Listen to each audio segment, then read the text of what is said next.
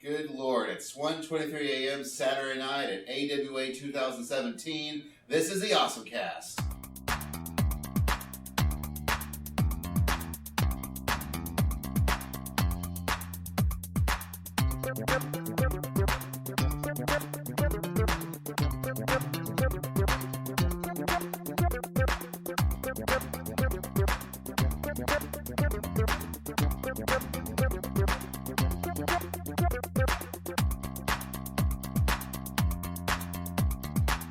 Hi folks, welcome to the OSMcast, your podcast for everything awesome. I'm Basil, and that's us. Wait, no, I'm the only one from the core crew here. Damn it. Anyways, okay, so I had to bring in some ringers. We've got Jared from Oldtaku Radio.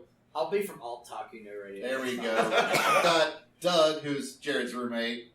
We've got Jeff, who's my roommate for the con. Yeah. And also Drew from Akihabara Renditions. Rock on, Jap Tunes for life. So we're here to talk about Japanese cartoons week in Atlanta, Georgia. Chinese cartoons. In the A, the Yeah. ATL, That's right. because it's easy to spell. And so we haven't done a con report in forever. We may have had some alcohol. Slightly. A little bit. Just a little bit. Just a sip of alcohol. Excuse me, officer, what are you talking about? I hope you just made me walk the line. I can't do that sober. This isn't my beer. But we're known for our incredibly late night convention reports, and so this one is it's no different. It absolutely is no different. Okay, so just general thoughts on the convention for now. I stood in line for 6 hours today. Happy to be here. This is my first OSMcast. I'm super excited. All right, Doug, what's your just very general, AWA thoughts right now? My thoughts are just how amazingly big it has grown since I've been coming. I came for AWA 1 back in 95, I think, at the Castle Gate before it got bulldozed into a Walmart. Let's talk about the tennis court covered in kudzu. and and the mysterious orange stain. Oh, yeah. Right before the rise of Alexander of Macedon. Uphill both ways. But yeah, it's really huge now. They get lots of cool guests. I've been very amazed at the growth it's had. Drew, thoughts? I've been coming since AWA 4. I've been an attendee. I've been a panelist.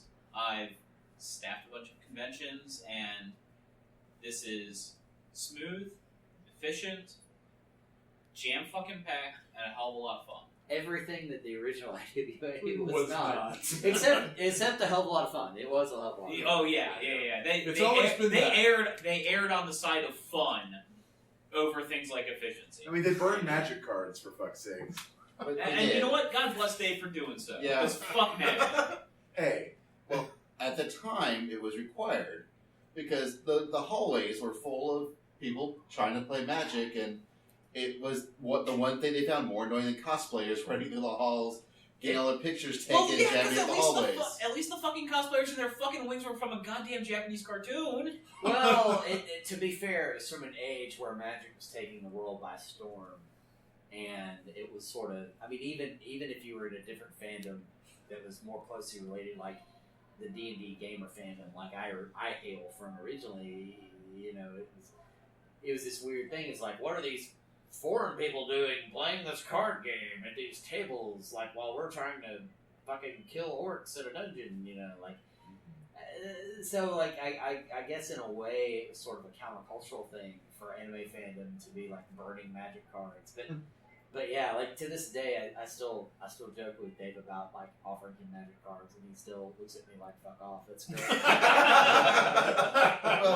Well, Love you, Dave. I think there's also a thing where, at the time, there was no dedicated space for any sort of gaming like that. Yes. And anime cons, and so they would play them in the hallways. Yeah. And I joke about cosplayers being annoying, but that's a momentary thing.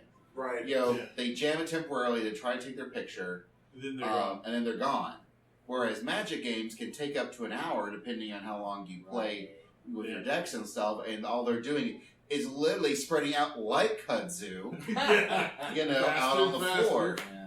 Yeah. Nowadays, you don't really need it because cons can be big enough to actually have dedicated space for stuff like that. Yeah. And that's out on the tennis court. Yeah. Well, that's sure. Well, and AWA in particular has been very grudging about broadening their scope beyond just anime. And I think that's been a good thing because this is still, in a lot of ways, a very purely anime con. The gaming and the non-anime stuff is still kind of on the periphery of this con, where I think there are other cons where it's bled over a bit more generally.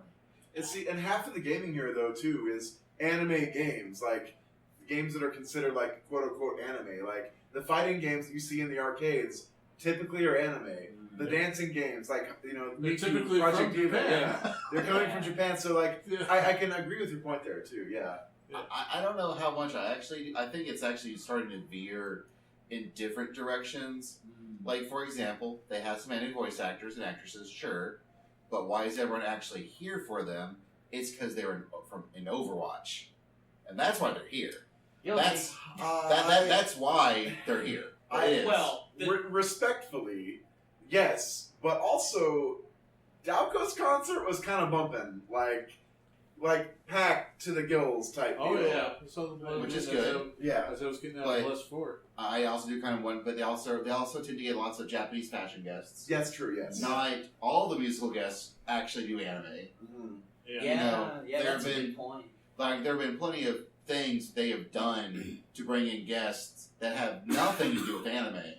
Yeah. But a lot of them will still tend to gravitate to some aspect of Japanese culture. Yes. So it's fine, but it's definitely their, this used to be the place you would go to in the South to see, like, Japanese seiyuu Yeah. and creators. Yeah. Yeah. And a lot of that stuff is sort of gone. Like, there now, Yeah. there are still bright spots, like, my brain's blanking on his name, but the master of all things tentacles. Oh, yeah. Toshio Maeda. Yeah. Toshio Like, Maeda, he's yeah. here, and that's awesome because, he does good work, and he's apparently an amazing individual. He's He's a- super cool. He's really Yeah. nice. He is It is fucking nice. hilarious. Yeah, that's true. His English is all self-taught and very good. It's very good, yes. He's very nice. So, And they're technically. but that tends to be that. But that is actually, I think, a collaboration with the website Faku, and now also this whole being powered by Crunchyroll.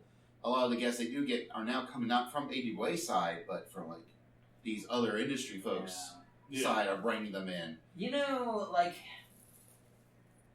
And I might be biased because anime or anime, if I'm trying to be like perfectly weeb, We're good. was Leave it out. Go for it.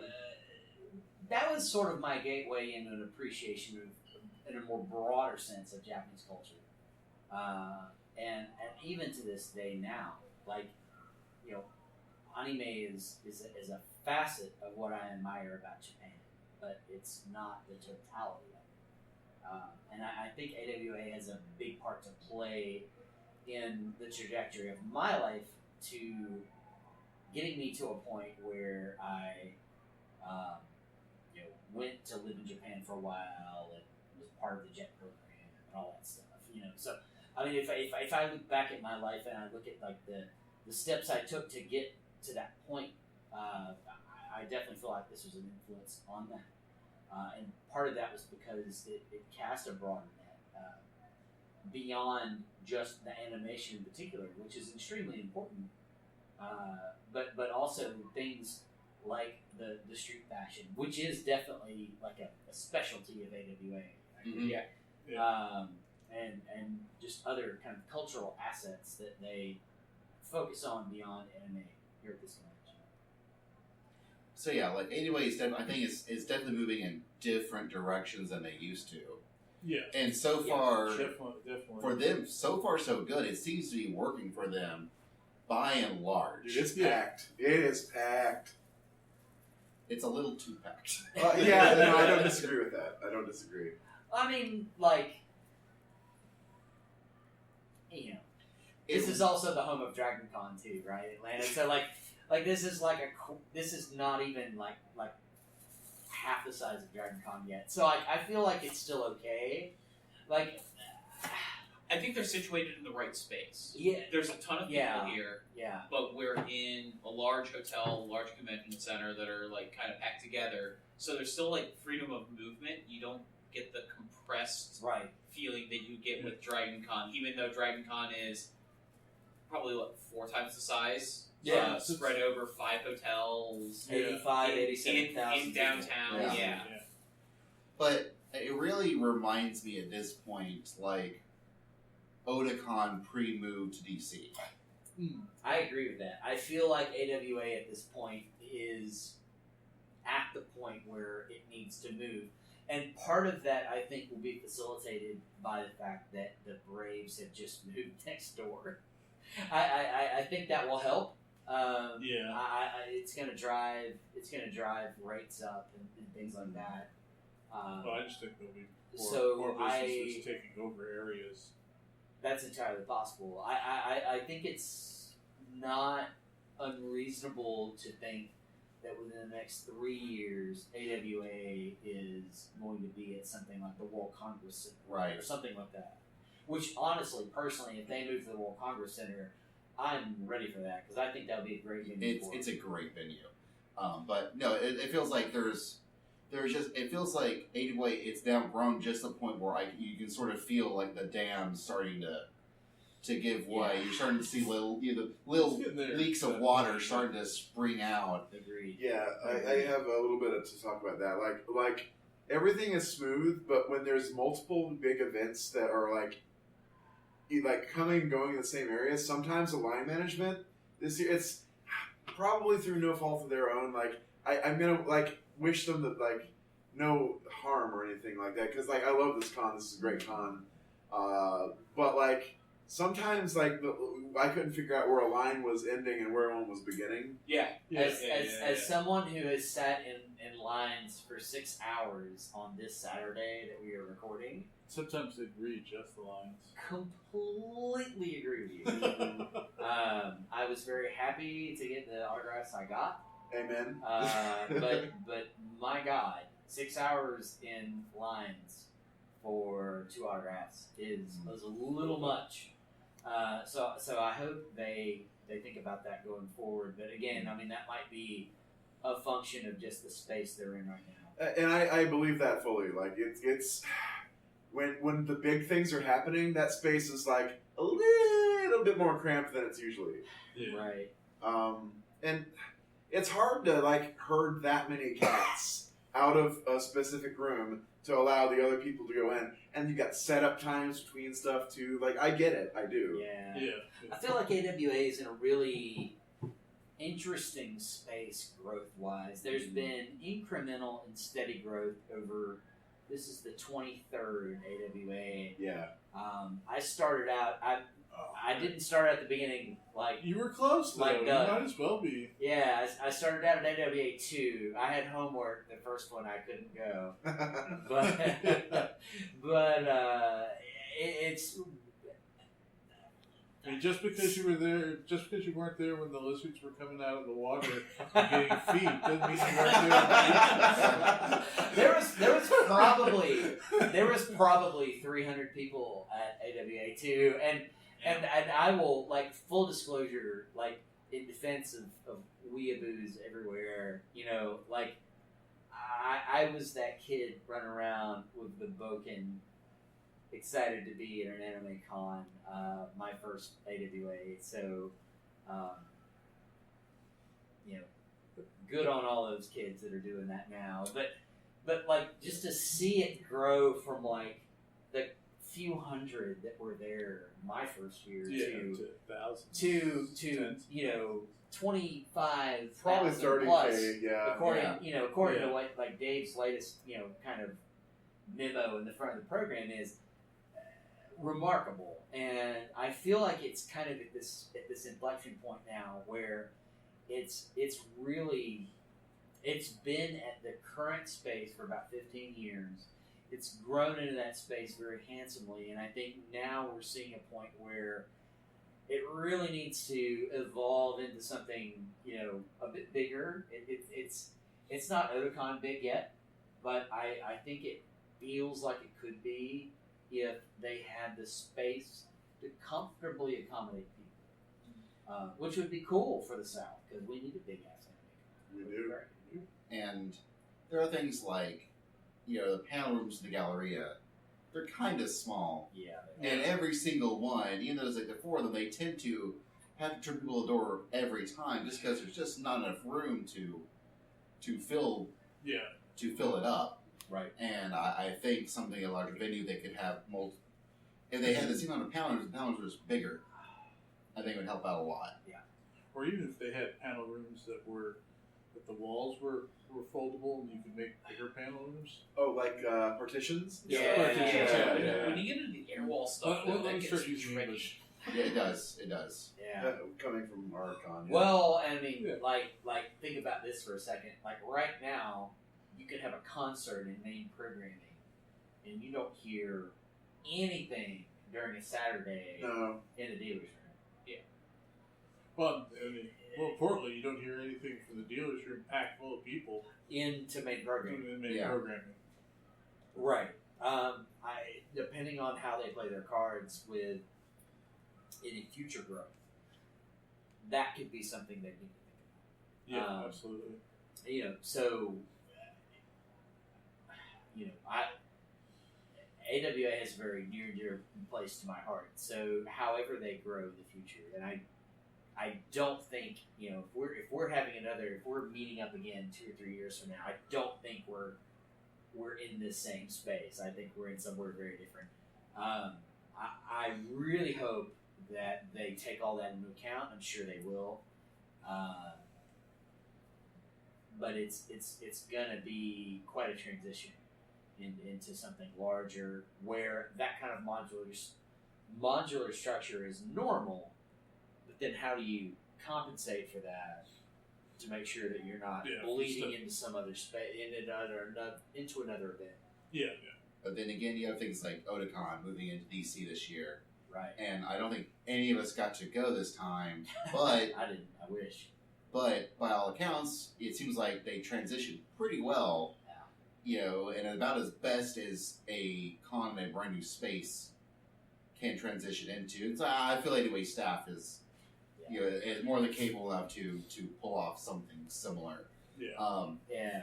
So I think the staff will be fine. I think it's going to be attendees because you mentioned AWA's been in this venue for 15 years. what feels like forever. 15, 16 years now. Yep. But before that, AWA moved every year or 2 years. Yeah. True. Yeah. Very true. So It's been on whether or not they were invited not to return.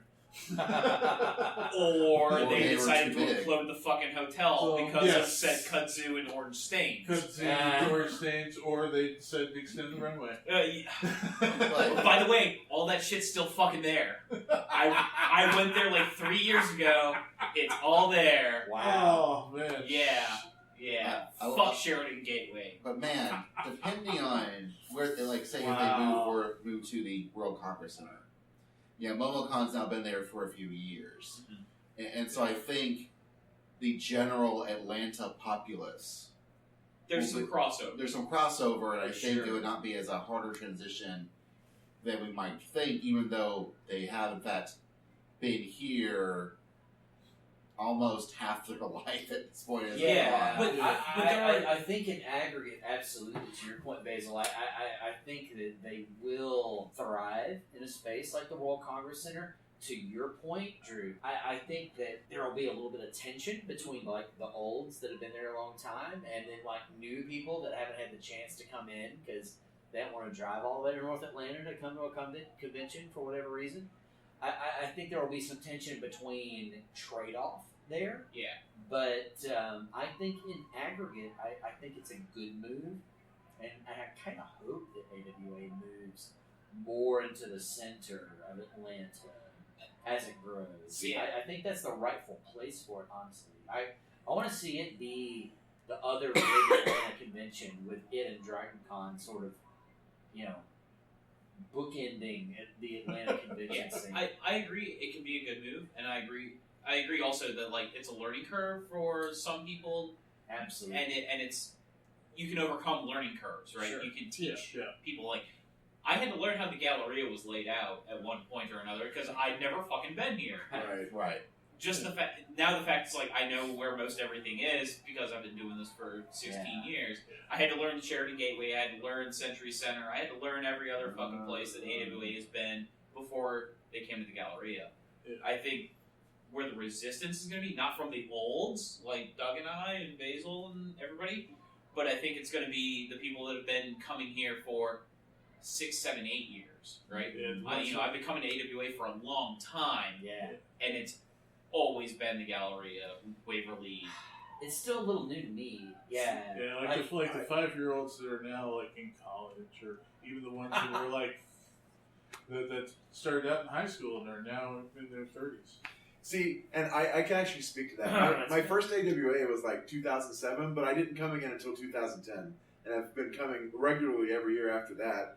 Like, I think that this place is kind of like a chrysalis. Like, this is where like it's growing, and like That's if an they interesting analogy. well, no, because if I they move somewhere else, that they can spread their wings a little bit more. I agree. Have more I agree. space, add more Right. people, add more amazing things. Yeah. Because they've done a pretty admirable job constantly growing into the Gallery's convention They, center. Exactly. Yeah. They grew into the space that was available Exactly. only to them. And let's be clear for those listeners that might not be from the South, like for us Southern weeaboos, like AWA is Mecca. Like that is the place we all pilgrimage to.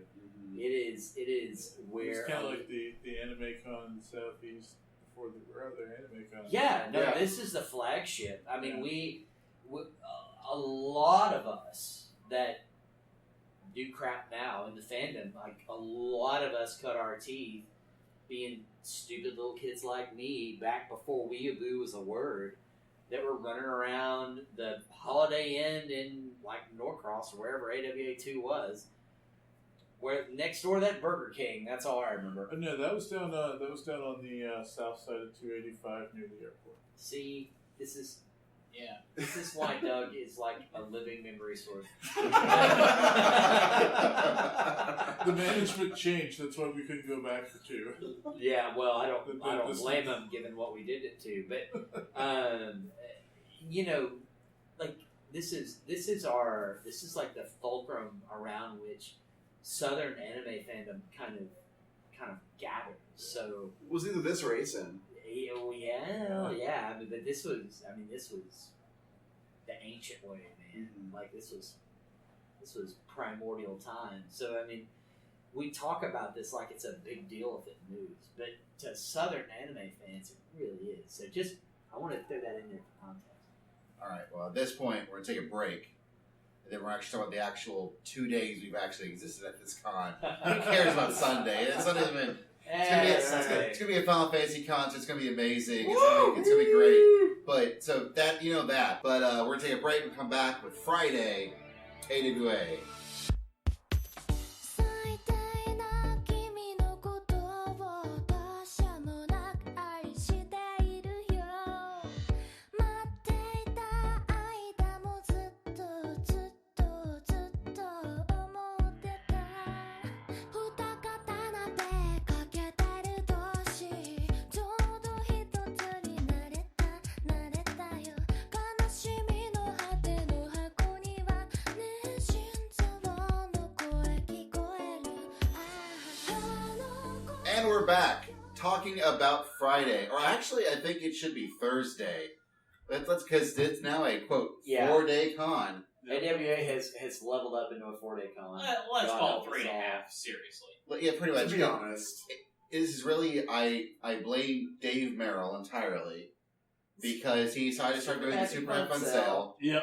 And then they realized that they were stuck, which was his idea for something neat in the room they weren't going to be using just yet. But they had it. Yeah. So it made a lot of sense because they were setting things up in other rooms. So let's do this to give the Congoer something to do. Is this the first year that they really decided to seize upon the idea that, hey, since Dave is like doing a garage sale in one big ballroom, let's do panels in the other rooms. Is this the No, first year? No, No. this They is did this year some or 3 panels years. last year. They did. Yeah, and I think even But the I year mean, a before. lot of the panels that they had last year were a bunch of one-on-one panels. Okay, I've just ignored them to go to Super Happy Fun Cell because that is really good. Because I remember I was one of the first test subjects as a panelist where I think it might have been actually Jason Merrill and hey, we're thinking about doing stuff on Thursday. Can we use your stuff on Thursday? At least one of your things. And I said sure, and I was one of the first Thursday panelists. And then the next year they also try to focus more on one-on-one, but also some guest stuff too. Jason, the snappily dressed mayor. Oh yeah, always. God Always. rest, well, he's still alive, but hi, Jason. Bless you, But- sir. Yes, this is If you're they're listening, and of they're course you ramping more and more up on this, and so Yeah. it's sort of more a Thursday night than the rest of the. which is kind of scary because as anime cons go, you don't have that many that are really 4 days. I don't know what it is. The South, I guess we're like, just fucking make a Mardi Gras every goddamn thing, man. Hell. Like, just everything. Because Dragon Con's Get some already... meat! Show us your anime! Dragon Con has already, like, given up and said, okay, Thursday's an official day, like, we're doing it. And then, like, now AWA is like, Thursday's a thing, we're doing it. So eventually we're going to have... September is going to be just a month of revels in the South, where we just be nerds for an entire month. But is that a also- bad thing? And also, I'm pretty sure that MomoCon also does the 4-day thing on Thursday as well. Yes, God, yeah. that's But they it. but they start like noon or something, or like 1 or 2 on Oh, Thursday. Like they yes. start. They don't mess around. This is They're- my they're reminder to weird. go to MomoCon. They're a weird It's a lot con of fun. because they're on Memorial Day weekend, but they go Thursday through Sunday, Right. Oh, and then wow. they don't do Monday. Yeah. So you get so if you were going to the con, you kind of get a day of rest afterwards. Yeah, But and there's no Chick-fil-A for you on that last day. None. it's just really funny considering there's that big old Chick-fil-A that's right there. Yeah. But I mean, you still have the CNN like food Yeah. court, which is Yeah. secretly one of the best parts of being in the Congress Center. Is that you've got a really good food court whenever you want it. Like it's. Anyways, that's not this. This is That's AWA. We'll talk Atlanta neighborhoods another day. Yeah. Yeah. This I'm up is for it. this is Thursday at AWA at the Renaissance Waverly and the Cobb Galleria Conference Center. And so, I did not go to the Happy Fun Cell. How was it? Fun Sale was great. Like there was. Let's talk lines. You waited 6 hours in line today. yeah. This line was from the entrance of said ballroom all the way around all of the corners, and this, like I'm describing this to audio, and if people have never been in the Waverly Galleria Center, like they're not gonna fucking get it. But it snaked all the way through the meeting space lobby, Okay. down the hallway, circle around into the Galleria, and then back towards where the Galleria panel rooms are. And that's how long the line was, an hour after it fucking started. Yeah, like, I remember last year the line was so long, I just gave up Yeah. because there was no way. By the time I was going to get into it, it was going to be close to close already. Well, there'd also be nothing left. Yeah. So Super Happy Fun Cell for the uninitiated is basically a garage sale that is for fans by fans, where people sign up to have tables and sell things they own to other folks. So it's sort of like a garage sale on a massive scale for anime fans.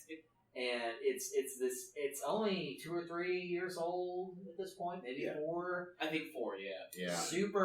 It's become a super popular concept within AWA, and it's one of the hallmarks of AWA. Really, like I tend to get more out of Super Happy Fun Cell, and this is for me, like being an old at this point. But I get more out of Super Happy Fun Cell than I do just being in the Totally agree. You find a lot of stuff that just doesn't exist anymore. It's like from the 90s Yeah. and early 2000s. and it's kind of hit or miss too. Like this year, we got there a little later than normal, but I I saw a lot of cool stuff, but it wasn't like quite up my alley. But last year I found a Haruhiko Mikimoto book. That was great fun. Really cool. And it covered all of Mikimoto-sama's stuff from the original Super Dimensional Fortress Macross to like the early 90s, like Gunbuster 2. Really cool. And I mean, I wouldn't have found that in the dealer's room, or at least not easily. And I think that's one of the really neat things about AWA that makes it a bit unique is that garage sale on Thursdays. Yeah. So this year was my big buying year at the fun sale. I bought Laserdiscs. I bought comics. I bought old magazines. You know, again, things I haven't seen since the 90s. Yeah. Last year, it was a light cash-wise buying year. I think I only spent maybe $20, $30, but I got the entire manga run of Kyoji no Hoshi. Jesus. Nice. So I Holy shit. I love baseball, right? Yeah. And I saw it on somebody's table, and I'm like, how much are you asking? And he's like, I don't know, it's in Japanese. And I'm like, okay, no, seriously, like, how much are you asking? He's like, $20 for the whole thing? And I was like, yeah, that's like $1 a volume, I'll take it. You want all of them? I have to ask, Yes. do you watch Ace of the Diamond now?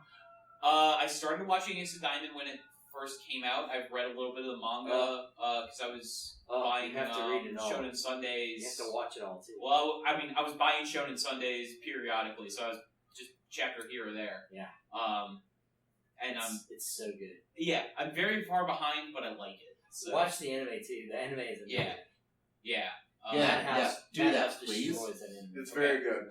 The anime is very good. Yeah. I'm telling you, do that. That anime is so good. Like, I don't give two shits about baseball, but I love that anime baseball so much. I love baseball, and I love baseball anime. So. I want those anime baseball children to do well, be healthy. I so badly. I think it's great, like on par with Major, maybe. And I love Major, so on par with Major. A major is fine too. yeah. But I actually sold at the fun sale one year, and it was part of what I like to call Operation Get Your Shit Out of My House, as orchestrated by my parents, is they're literally shoveling shit out of their house that I've left behind. It's the circle of life. Right. I mean, like, in the Lion King sense, it's like we have collected crap for so many years, and now 20 years later, there's stuff we need to divest of. Yes. That people are getting into now, and like as they're getting into anime fandom, they're digging deeper back into like the earlier years, and they're finding really cool things, and they're like getting really excited about it and picking it up. If there was a super happy fun sale in say like 2004, and I put a bunch of old Dragon Ball Z figures on a table, I would have bought every one of them. You would have been the only one. Like that shit would have moved. I bought one this weekend. Now, yeah. Well, I don't want to say like these are ultra rare import. No, because anything I have is not ultra rare by Piccolo definition. for life. Yeah, but they were import figures that I bought in the 90s. Mm-hmm. Like they were 10 years old by that point. Anyway, but a couple of years ago, I'm there and I've got like 6 of them there, and they sell out super quick. Playmates did a run of Ronin Warriors figures. And there were I think 12 figures in the set. I had which for those of you that don't know, Ronin Warriors in the late 90s, early 2000s was Saint Seiya action figures, basically. Yeah. So I had a mostly complete set that I sold. I think that was the first thing I actually sold from the table. Someone came up and was like, "Oh God, I remember this on Toonami when I was in elementary school." Yeah. And I was like, "Oh shit!" In elementary school. Oh no! What got me was Toonami, because I'm like, motherfucker, I watched that shit 5 years before that, and like, but whatever. They sold. I was in college during the Toonami years. Yeah. God, I feel young. Yeah. That's how I watched Dragon Ball Z. Yeah. They bought the figures and they paid in cash.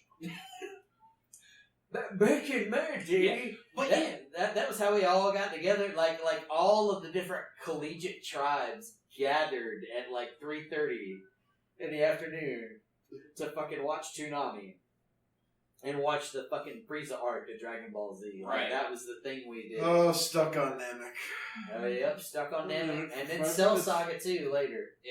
But the tables are fairly cheap. They're like, I think I paid $20-$30, $25-$30 for my fun sale table. I think now they might be a little bit more. They might be as high Right. as $40. Yeah.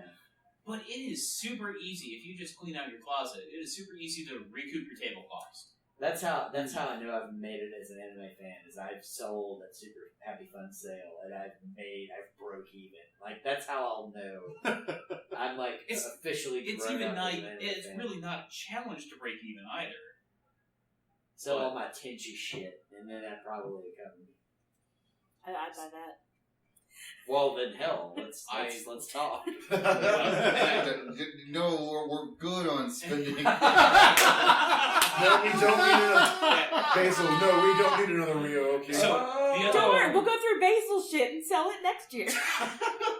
the other big thing I We have learned was plenty that of nice stuff free to to get sell. home is a very good phrase because there were things I had that I needed out and they weren't moving, but I said, hey, if you buy this, I'll give you this for free. Yeah. And 9 times out of 10, someone's gonna be like, yeah, you know what? I don't really like Cowboy Bebop. I only watched it every night for the past 10 years on Cartoon But I know Network. someone who likes it. And they're all fucking But- wrong if they. But don't you know like what? Cowboy Bebop. They took that fucking anime poster when I said it's free. So that was Thursday. Yeah, So that was, I'm Thursday. guessing, was Happy Fun Sale times for you. Like, so I went to the State of the Manga panel on Thursday, or at least like the last 15 minutes of it, because traffic was Atlanta getting in, and suddenly, 7th layer of hell. and also realizing that, oh right, I left the God's wonderful time zone into this godless Eastern time zone. Fuck the Not- Eastern time Not zone. even Hey, fast time is best time. I'm sorry, Yankees, but fuck the Eastern time. Fast time is best time. But whenever I came online, I like to joke that I'm gaming in the future with my friends in New England. Oh, Thursday. Registration lines on Thursday. So fast. They were fast. So fast. Good. I'm glad to hear that. Yeah. Yeah, like, I coughed up the extra cash to have my badge mailed. I should have, but like so fast. I honestly don't know, as I was a panelist this year, and I had to go to the panelist table to get a badge, but they finally, sometimes anyway, they'll decide to do a general will call, Yeah. and that always Panelists takes get lumped in with all sorts of other things, and that tends to take forever. Yeah. This year it did not. I think it was still a sort of a general will call, but it was off to the side, and I think other of these special things were split off to other things. Yeah. Because I would tell other people come out like, hey, I need this. Like, oh, you need to go over here. Oh, okay. Oh, I need this. Well, yeah, now you need to go over here. Like, it was definitely some sort of split. And I go, well, I'm a panelist. And they go, yes, it's what we actually do as panelists here. And that was lickety split. Like, that Yeah. was super fast. As a show of this size, that's probably the best way to do it. Yeah. So, yeah, registration, did you mail or did you go get it? I actually did early start because anytime you offer me the opportunity to get my badge in the mail, I'm gonna take it. Just from the mind trauma of seeing people stand in line at Budokan, like it kind of Right. taught me, like, absolutely get your badge in the mail if you can. So I did early start, but that having been said, we got here early afternoon on Thursday, maybe closer to mid afternoon. And Doug and I actually stood in line with Doug, and we were probably there maybe 8 minutes at the most. I mean, maybe that. on yeah. Thursday it was extremely smooth, extremely easy. Now I'm sure on Friday and Saturday it was like hellish, but you know, Thursdays it's still at AWA, at least it's still pretty easy. That having been said, if anybody has never been to AWA and is thinking about going, just go ahead and get your badge mailed to you. You'll thank yourself afterwards, and you can go straight to the show and go to the dealer's room. Happy Fun Sale. Right, super happy fun sale. That's what the real line is. That's where the real line is. Just being able to be able to put your badge on and immediately go directly to your panel or directly Right. to the dealer's room Right, without right. having to go by registration. So- Whatever your goal is. it's a blessing. I don't even know if the dealer's room was open on Thursday, but it's It still isn't, like no. It isn't. it's still It's not. like you're giving yourself the freedom to be able to choose if it was. You can still Yeah. So Thursday, by the time we got in and got our badges and things, I realized Ed Chavez's manga panel, say the manga industry panel, had 15 minutes left. right. So did anyone get there longer? So yeah. okay. Yeah, So what did he talk about? Because I actually got there. Go ahead. So what he was discussing was he was showing the percentages of each of the different manga companies in the U.S. that were selling manga, how much share of the market that they had, and also breaking it down by what genres or titles that were their top sellers, and how many different titles they had, and how many books they were producing per month, right? Yeah. No, it was Yeah. super in depth. Like Yeah, it was really interesting because you'd see several of them really focused on a handful of titles, Mm-hmm. and some of them you could see where they'd have trouble where their titles are doing well right now, but none of their new titles are catching on. Or like one, what was the one that started with the K? Kodansha. Kodansha, they're spread out all over the place, and none of their stuff's working. Called the what? Zombie Zombie titles. Zombie Yeah. titles, because they Well, Kodansha was doing okay because they have things like Fairy Tail and like Attack on Titan. Attack on Titan. yeah. They have some really big titles that were kind of carrying them through. But if They're now the- reaching the end of the life of those. the data seemed to indicate if you were, say, a Seventh Seas or Yen Press, you've got a lot of titles that you license that aren't necessarily pulling in big sales numbers. Which, as a fan of manga, I want everybody to make bajillions of dollars. But it seems like those industries or those companies rather are not getting a good ROI right now. Return on investment. Translator's note. That means return on investment. Yes. Translators know Keikaku's plan. Now, the one thing that I took away that I probably shouldn't have was that cat comics make up 1% of the U.S. manga market at the moment. Totally. Cat comics. Cat, okay. Yeah. So basically, Cheese Sweet Home Yeah. is 1% 1% of the U.S. of the market. entire manga market. Now there's what is it? Fuma?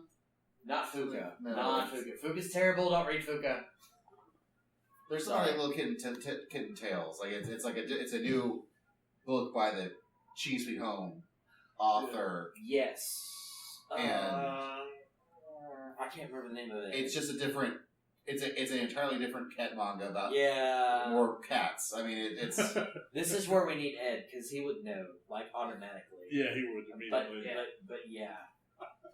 There's a new title. So, as somebody who was not at the panel and was standing in line to buy Laserdiscs instead, Nothing wrong with that. the Kodansha, I know that they print their own line of things, but They do. I also know that, Viz has some of their things licensed. So Shueisha and Shogakukan, I think, I- are both They both go licensed to through Viz. Viz. Yeah. Kodansha is their own deal. Okay. But Kodansha has also recently bought a percentage into Yen Press. Oh, So okay. Yeah. that's, I think, part of why Yen has scaled so rapidly is because Kodansha has bought into them. Yeah. So Kodansha is just kind of giving them titles to put out there, Right. and it's really led to like a massive scale on Yen's part. But I mean, like, and Kodansha, Shueisha, and Shogakukan are the three like really big publishers in Japan. So Right. Kodansha is able to afford Yen a lot of scale, and I hope I'm getting that the relationships, right? I think it's Kodansha that That's interesting because I think Kodansha also owns a decent chunk of Vertical. Yeah. Is it? I think it's Kodansha. I think. Yeah. But, well, I know that Kodansha is also, like, they're dipping their toes more and more into digital things. And I really think that makes a lot of sense. I would like to publicly thank Kodansha for dipping more into digital because that's how we got Chihaya Furu, and me and my monogamous Anna Twitter life partner Inc. That's like our big title we love is Chihaya Furu. So buy Chihaya Furu on I need digital. your tablet. Yes, you do. And the art on Chihaya Furu is insane. I bet. Yeah. Suetsugu Sensei is incredible. Like, please buy it. Yeah, you know. That's my free ad. So that was Thursday. It was Super Happy Ed Chavez. Super happy Ed Chavez sale. Yes. Yeah, with bonus manga, and so that I think now is a decent way to let's go to Friday. It was dawn of a new day. A day that I woke up watching the Final Fantasy 14 Final Fantasy 14 Minute! They talked about stuff, it was pretty cool. That was your Final Fantasy 14 Minute!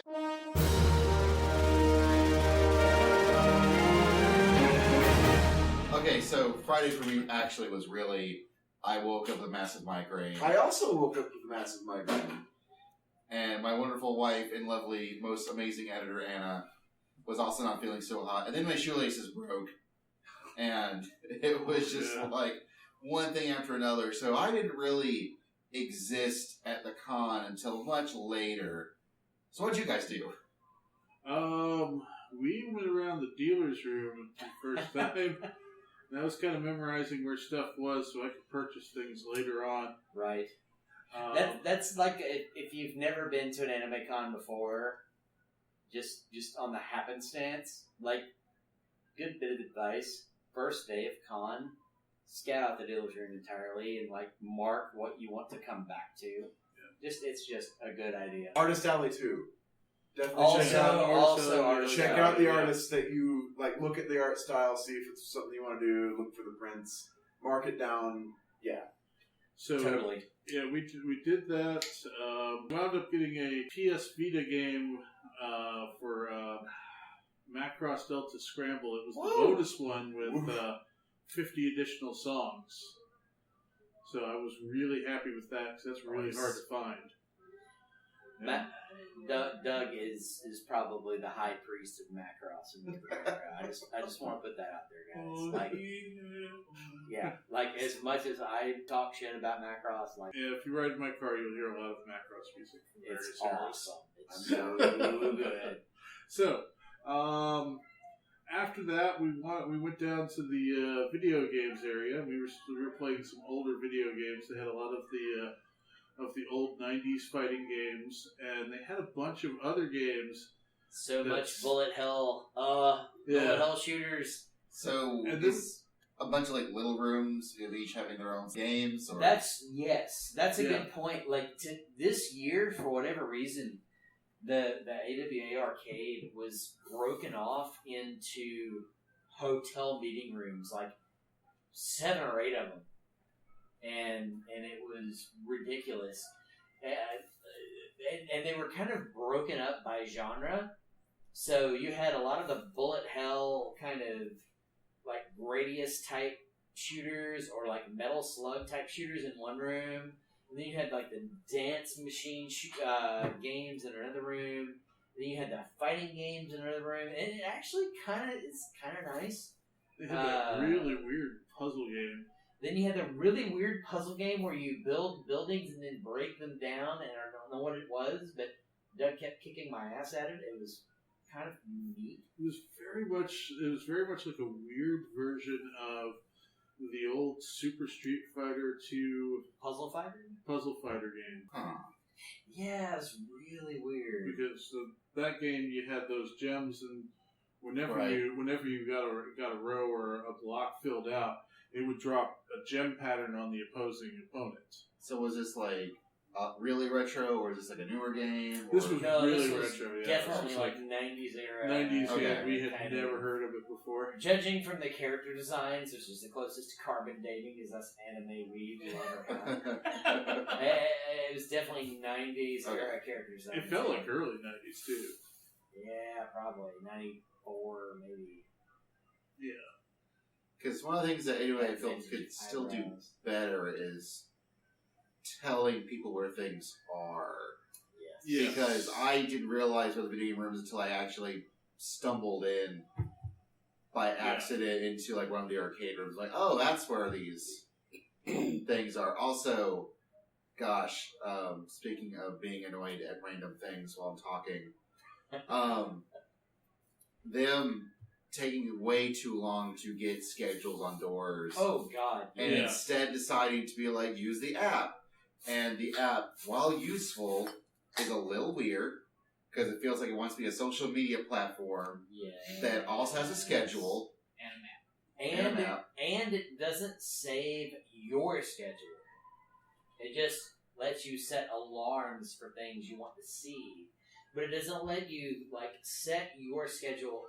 It does if you have to favorite them and then you go to your favorites. Yeah. And then it It's not the most not the most intuitive thing, but yeah, if you hit the star and then you go to your favorite and favorites and notes section, it has everything there.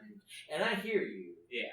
But from a UI perspective, if you get to, it's not the most intuitive thing, but come.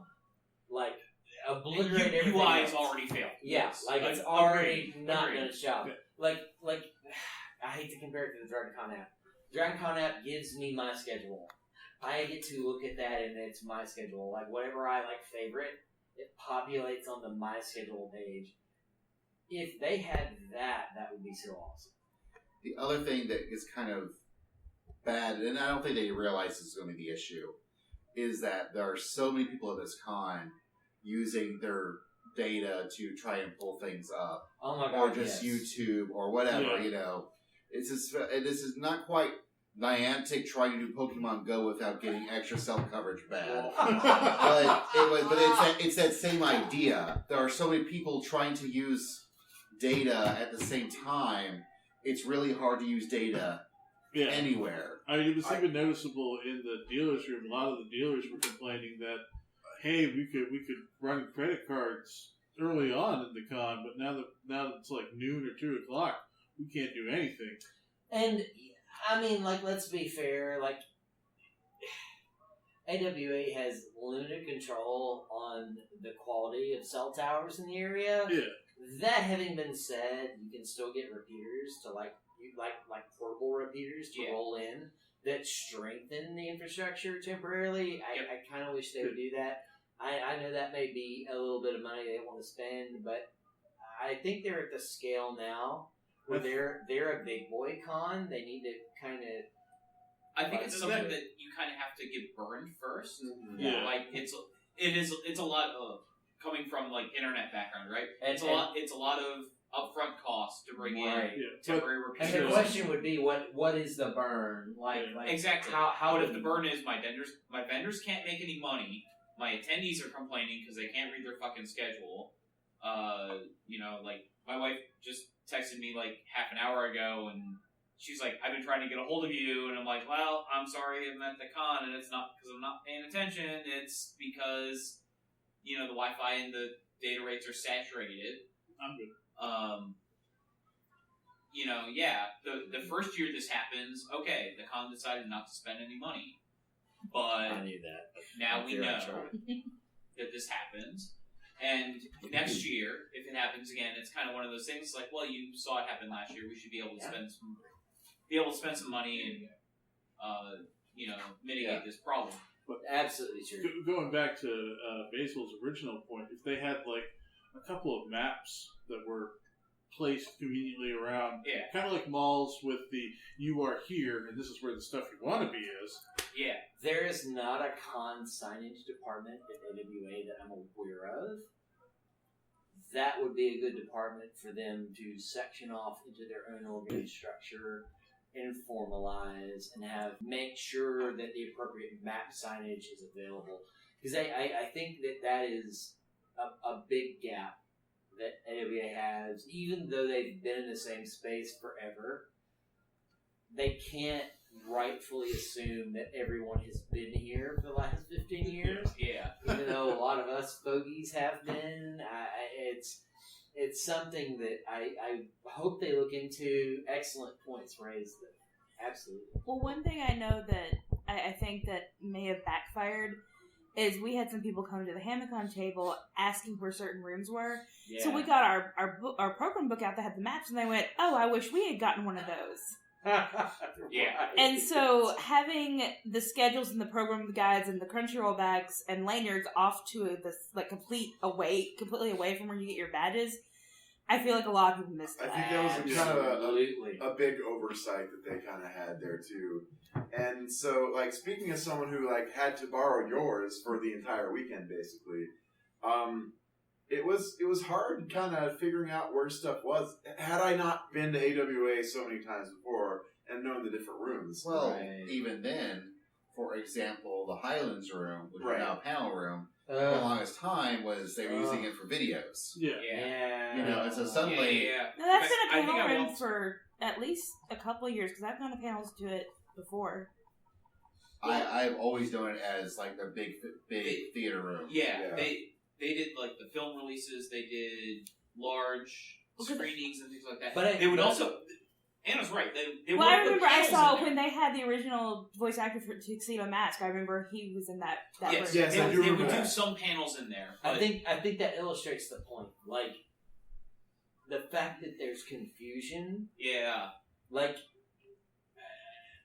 if you're a con this mature, it still feels weird sometimes to say about AWA. But if you're a con this mature, you should have clearly delineated where your event kind of panels are versus where your video rooms are, and never the twain shall meet.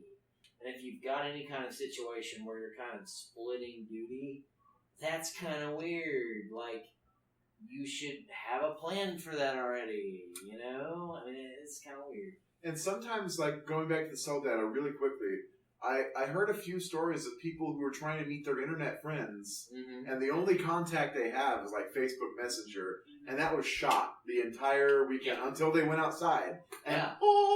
like, everything was fine. And If you were lucky. Yeah, even well, even yeah. outside. If you get far enough away, right. Like, Yeah. because, for example, when we went to go food trucking, even then signal was really spotty. yeah, And it could be that as since the Brave Stadium, the new Brave Stadium is literally next door, that infrastructure Like, will improve over the next year or two, but still. It's really weird. Like, I can open up my hotel room window. Yeah, I can push out it, and there's the Brave Stadium, just right over Yeah. there. Yeah. Like, that was, Yeah. Yeah. You are in the Renaissance Waiter. yeah. For record. But, yeah, it's weird. So, okay, so, did the dealer's room, and overall the dealer's room, though, was pretty well laid out. Oh yeah. Yeah. Like, They have But- got the dealer's room mastered for this What- space. They totally know Yeah. how to do it. One of the things I That's like right. is that the aisle numbers are clearly marked, Yes. so Very it's real clear. easy to remember where things are, They hang or like to be able to Walmart look signs. look in your schedule and see where things are supposed to be, because actually the schedule has a map of the dealer's room. AWA does a better job of that than I think a lot of cons do that are larger and older than AWA, like an ACon or an OCon. yeah, their dealer's room's on point. It is. Definitely on point. The Artist Alley seems on point. It's pretty on point. You know. So, props to that. Definitely Yes. props to that. Absolutely. Props. Alright, so I know that my panel life for Friday was literally just one long stretch where I pretty much started with Jealous Rat's anime in 1987. His big thing is he likes going to the 80s, so every year he sort of does the 30 years ago thing, kind of similar to what Drew has done before, where you'll take a decade yeah, and show one anime from each from each year year. of the decade. Yeah, He's showing a lot of the big things he thought was important in, yeah. Cool. 1987. And, so and full props to Daryl Surratt of AWO, Anime World Order. he is really good at picking. I think, in my opinion, the quote unquote right anime for a given year. Yeah. He's very good at picking that out. So if you ever have the opportunity to go to a con and listen to Daryl talk about anime from a given year, definitely do it. He's really good.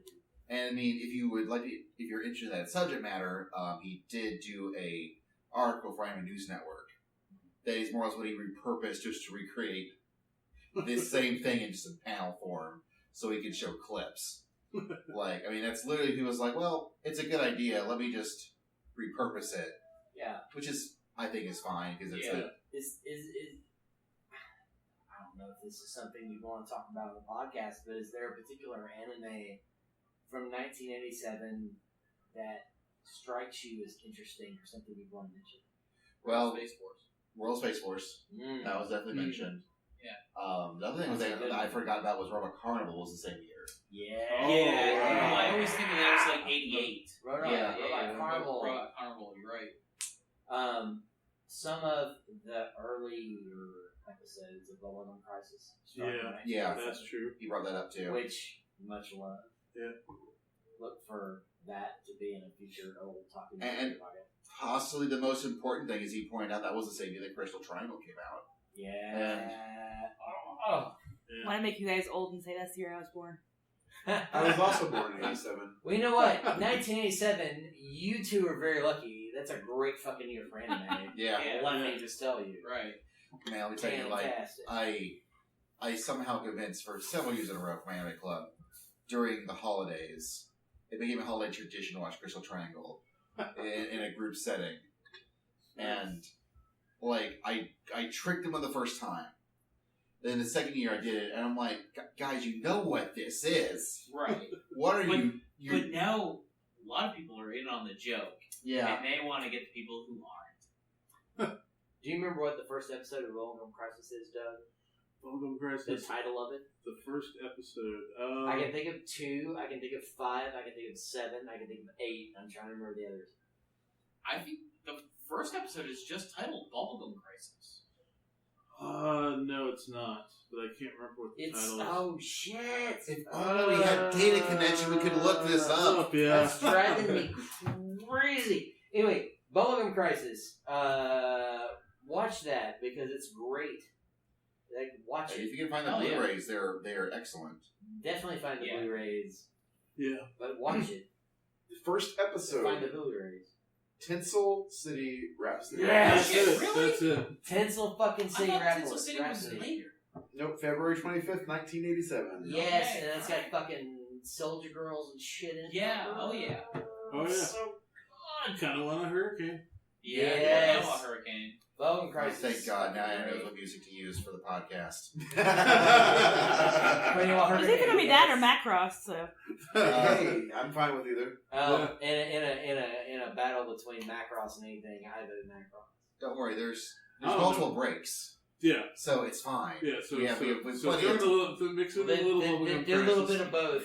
Do Yeah. a little bit of both, and then we'll So- be good. Then for me, this went straight into Neil Nailman's Totally Lame Anime. Yeah, It was yes. Totally good and totally lame. He, you've got, Saizen Jotaro. You've got, Chargeman Ken. Yes. All the hits. The Brave Frog. Oh, the Brave Frog. And Oh, this year, gosh. he had to really work at it to get Brave Frog 2.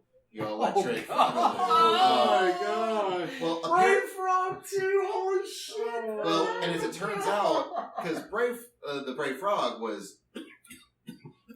you want to say Brave Flock, aren't you? No, I want to say the Brave Frog was on YouTube. Like, someone just uploaded it. And that's how he found it. The second one, Holy he was only on, like, a VHS or DVD or something in Europe.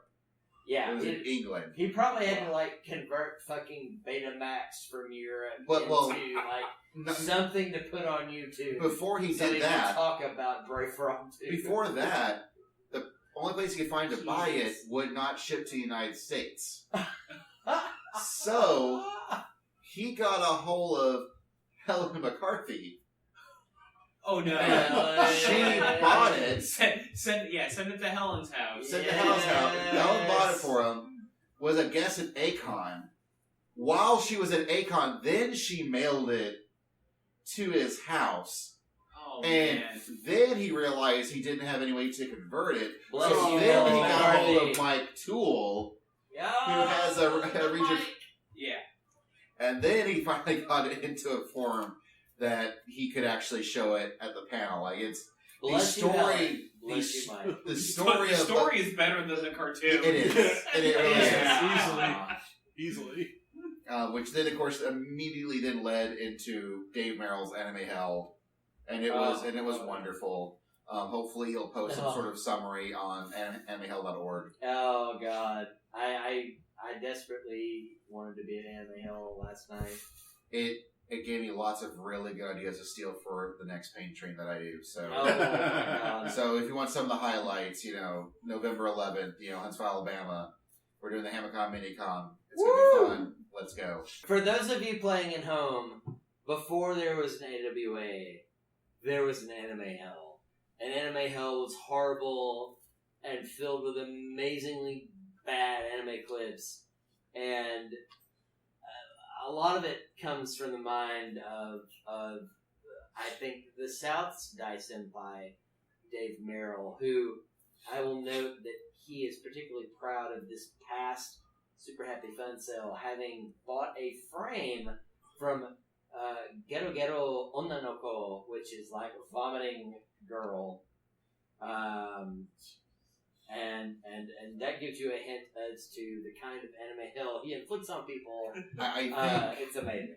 I think it's past. I don't know if it was they found it at the Happy Fun Sale or what, but he had like an old Astro Boy, Yeah. like that was sort of shaped with the phone electronic thing. Each one had a different sound effect. Yeah.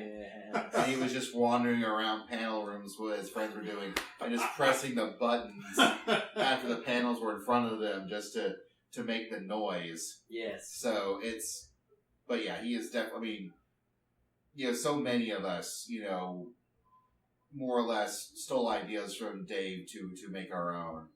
Like, for my paid train to Daryl Surratt's, Panel of Doom. Like, I think even the ways that some of us do panel stuff, I think are, direct, descendants of Dave, and also people like Darius, of the AWA, OG crew. When I was a young shithead and didn't know anything, and I was totally a proto weeaboo running around being stupid, I would look at Dave and I would go, that's the kind of anime fan I want to be when I grow up. I want to be cool and knowledgeable and kind, and he's all of those things, and he's amazing. And if you ever have the pleasure and honor of meeting Dave, be fortunate, because he's a cool human being. It's true. Yeah. When I was explaining to my concha for Hamicon what my role was, quote the director of Awesome, I pretty much should be Dave Merrill. You're the director of Awesome? Yeah, that's my title. It's the title. Of course you are. Like I chose it. Like it was. Like I run the Department of Awesome, which is me and my best friend and my wife. But that just happened to be, the name I chose, and I was like, well, it's Merrill. Like, what does that mean? And I just sighed and went, don't worry, I know what the job is. Yeah. I know what it is. Yeah. I know what I'm trying to do. If you want to be Dave Merrill, that means you want to be a badass motherfucker when you grow up. Well, Yeah. so I joke, Seishun Con says I stepped back from like an operating role. The con-chair and I have an agreement that I'm there on the Dave Merrill tour, which is I show up, I run panels, I be social, I talk to people. That's it. Right. That's my whole shtick, and it's a good agreement. And I honestly, I run more old school Dave Merrill at this point, because he was doing like the program guides and this and that. And Right. That's what I do. Oh yeah. Like, I accidentally really jumped into the Dave Merrill role and didn't quite realize what I had done to myself, but that's what I did. Yeah, I can't do any of the setting or formatting or anything like that you guys can. Some of the older or the more in-depth weeaboo anime fans that are listening to this may know Dave and may respect Dave. I tell you, as a Southern anime kid, like Dave's contributions to the fandom in our little corner of the world cannot be fully appreciated and measured. He is a treasure, and we appreciate the hell out of him. And thank you. So, on that note, anything else on Friday? Yes. Yes. The Dalco concert. Okay. Yeah. So Who's this? Dalco? I don't know. I'm old. Well, Super cute Japanese rapper girl. So Anyway. yeah, Dalco is a 20-year-old Japanese rapper girl who's gotten popular very, very recently with things like that viral video Me about the different how hardcore or otaku lifestyle is kind of very cyclical and yeah, bad, I guess, like how it can take over people's lives. But she came here with Teddy Lloyd as well, and the set was pretty amazing. By the way, Teddy Lloyd, I think right now at the rave doing things. Yes. Now, Teddy Lloyd, I know that name because he did the soundtrack to Penny's Talking Guard about Yes, he did. So, so they had a collab. It was very interesting. The crowd was very lit, as the kids these days call it. Dalco, if you're listening, if you're watching like current anime Rage of Bahamut Virgin Soul, she does the ending to both seasons. Or both quarters of it. okay. So she's a relatively new, like, up-and-comer. Hasn't done very many performances. This was her first time in the U.S. It was quite a show, and it was very, very great. That's all I really have to report about it. It was a good show. Like, she had energy, and yeah. Cool. All right. Doug seemed to have a thing. Oh, I also went to the Bless 4 concert. So, Bless 4 is a sibling group of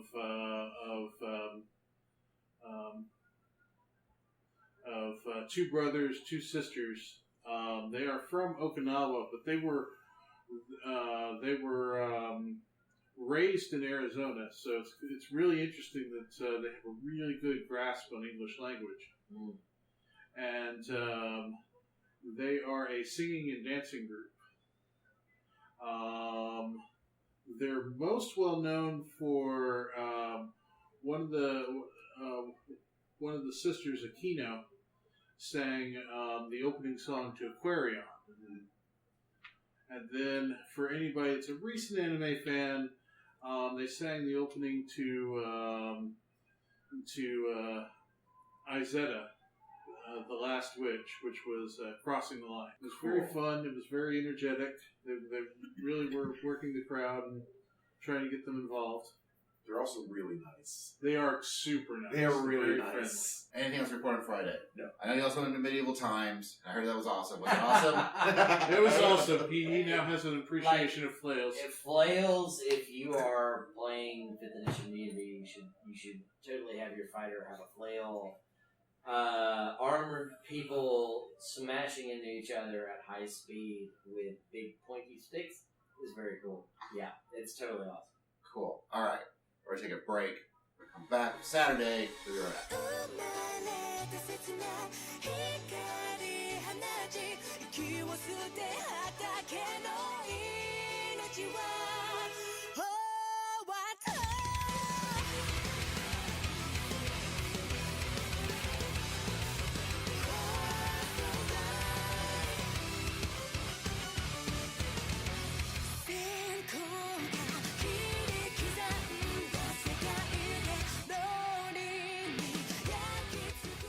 Saturday!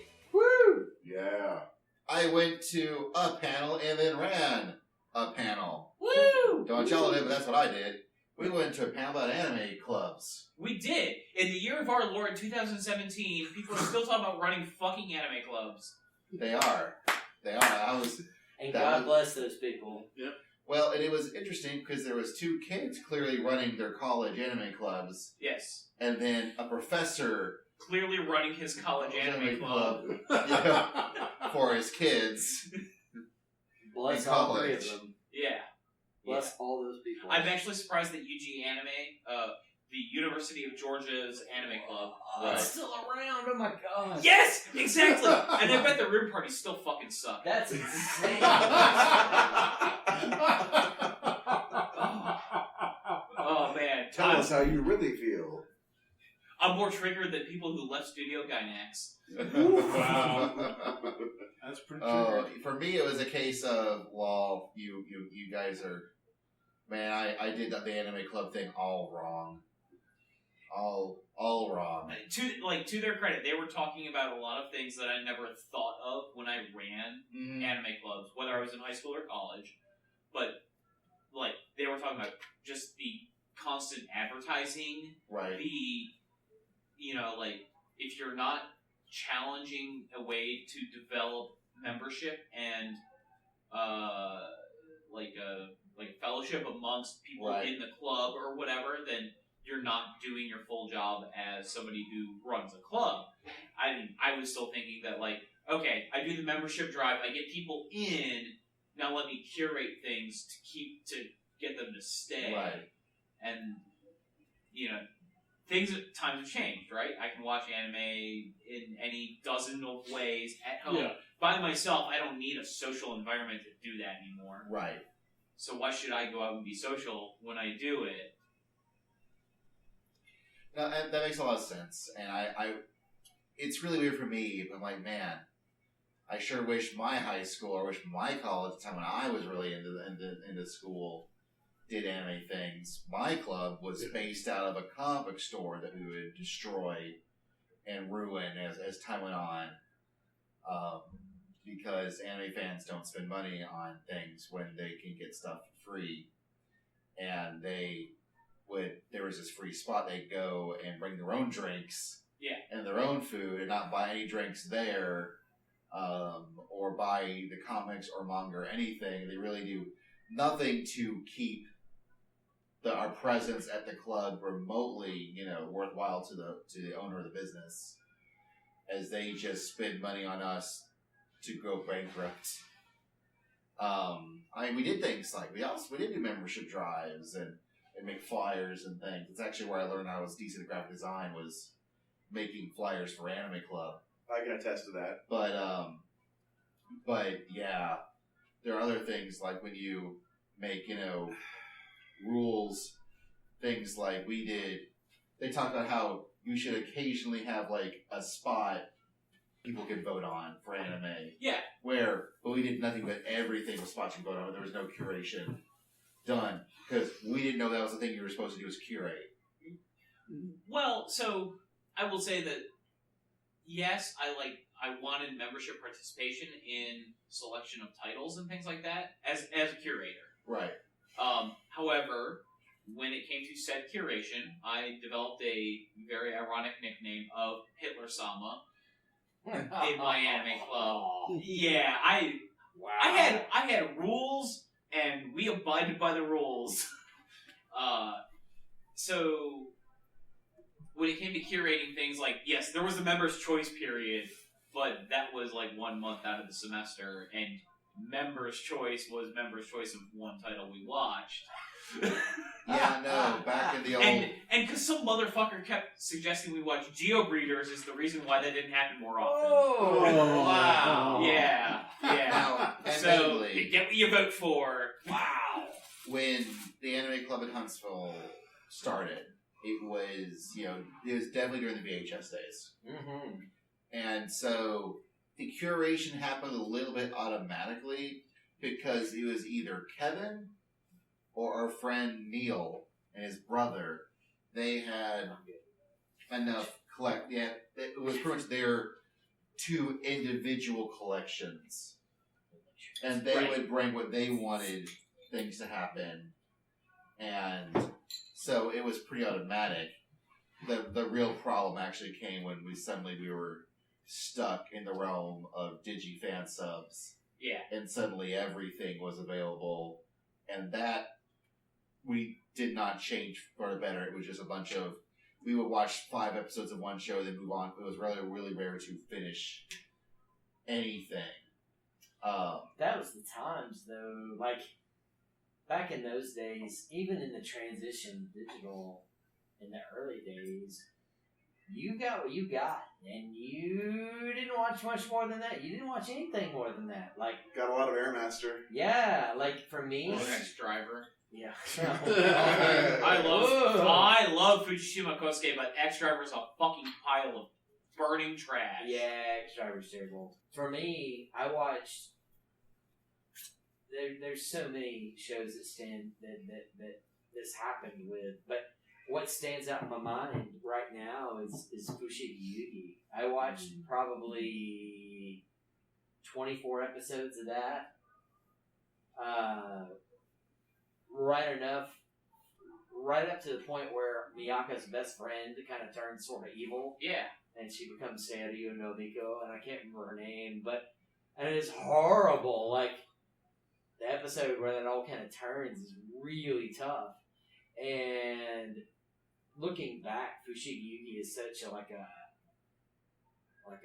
Soap opera? just a soap. Well, it's a soap opera, but it's like it's such a misogynistic show. It's like really horrible. That was one that I watched only part of, and I was like, oh my god, why can't I watch more? And then another one that I still haven't seen the end of, and I would find a way to do it. I guess I could if I really wanted to torrent it, was Marmalade Boy. Like, Oh, yeah. it was Blu-rays or DVDs are coming out for Marmalade Boy soon. I Who's think doing so, it yeah. though? Disco. Discotheque? Yeah. Nice. Our Lord God, and God Saviors. bless Yeah. our Lord And- and Savior's discotheque. Yeah, Panic at the Discotheque. We're gonna Yeah, we're gonna finish Marmalade Like Boy. Marmalade Boy is something I got about halfway through and never got to finish, and it left such a huge impression on me. And you know, like I've never felt like anime was something that was sort of gender segmented. You know, Marmalade Boy is definitely, I think, what most people call a shoujo title, but I love it. Total, yeah, And absolutely. I Well- absolutely want to see the rest of it. I had to reiterate at this point, please remember that shoujo and shonen, they're just marketing terms. They're just words. Yeah, Right. yeah. Chihaya Furu is, as people that follow me on Twitter know, Chihaya Furu is one of my favorite titles ever. And I evangelized the crap out of it. It's damn good. And the fact that I got to walk around AWA and go by the Sentai booth and they just had Chihaya Furu sitting there, I'm serious. It almost made me like have tears in my eyes that they just had Chihaya Furu sitting there, and it's absolutely something that everybody should watch. You may have just Apropos cost us the rest of our nothing. finances. Apropos of nothing, how much were they charging? I don't know. I bought it on pre-order already, so like I paid the money and I forgot how much it cost. I think it's probably about $70 or $75 bucks. It's not like ridiculous amounts of money, but the first box set of Chihaya Furu comes with Karuta cards. It comes with a whole disc of extras. It comes with the entire first season. It is. I see already that Well, okay, the so staff of the I- OSMcast is probably buying it. So I that's I had it pre-ordered at Right Stuff. good. Yes. Right Stuff has been very bad about canceling our orders lately. Oh, Right Stuff is very bad about shipping orders in like a speedy amount of time. Like, what happens with us is that Really bad. I think I had an old credit card, and I never got any messaging or anything saying, "Hey, we're having issues with this. Can you fix it?" Or "We're going to have issues with this." They also don't let me change my email address to something more recent. You know, I check the old email. Like, I'd rather have it do something I check more often initially, but they don't have that option as far as I can tell. So I've been kind of annoyed lately. I'm really scared that my Tana box set that I pre-ordered is not going to exist. Yeah, that's something to worry about. But That's not good. so I was supposed to have the Chiafuru collector's set, and now I don't. But Oh. maybe I will. We'll see if I take out any extra loans. Anyways, I was gonna, we've had this discussion of should we buy it? Like, is it? Like right before we came to England, Yeah. like we were. Chihaya Furu is one of the. Oh, we best, both love it. Like, it was one of those kids like, all right, can we afford the collector's edition? And we're like, okay, do we really need it?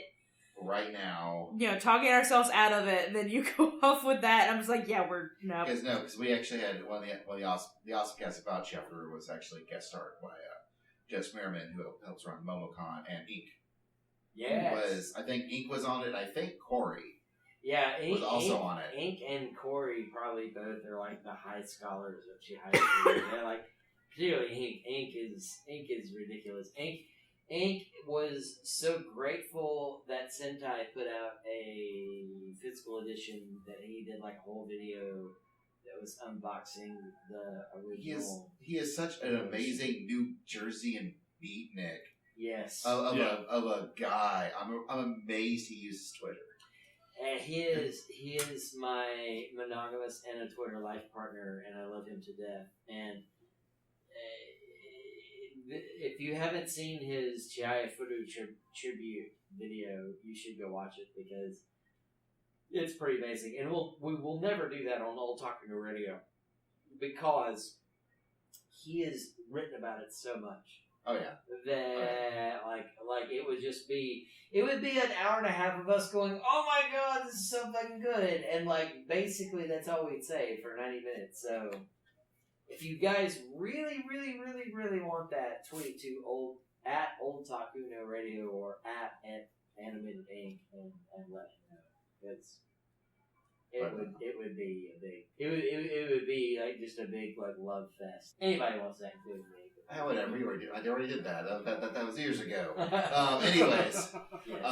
the other thing I did, at least panel wise, I ran my How to Find Anime and Manga Legally panel, which is always an interesting thing because it's literally a set of 96 slides, all said and done, and it's literally me just talking through the slides.